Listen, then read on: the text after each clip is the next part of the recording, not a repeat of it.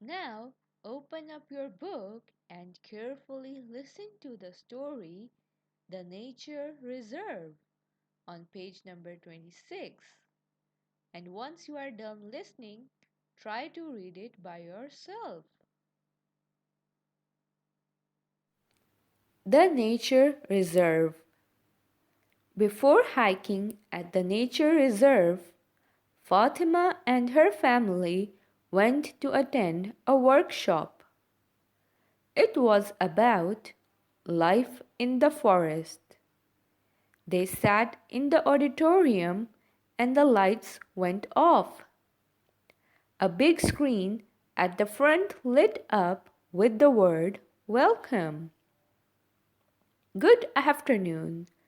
My name is Yusuf and I will be telling you all about the habitats at the nature reserve.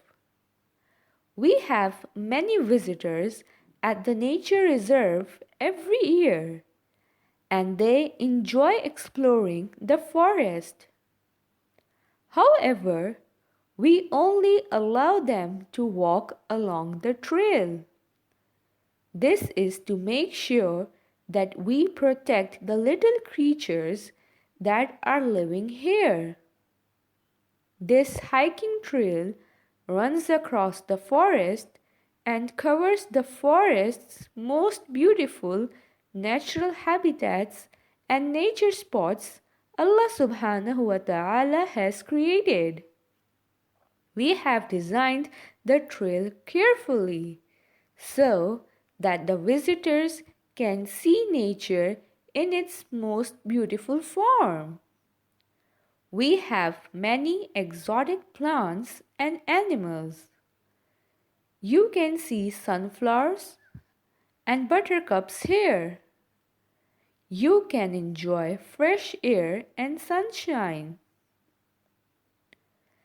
There is a small waterfall that falls into the stream. There is a large wooden bridge over the stream which is very attractive. You can see many colorful fish in the riverbed. Be careful not to disturb the habitat. Keep your trail map and guidebook with you during hiking.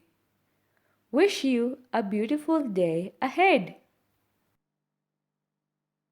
Now try to read the story by yourself and then look at the highlighted words. They are multisyllabic words. These words can be divided into many parts to help us read and spell them. For example, habitat is divided into three syllables and is easier to read. Ha-bi-tat.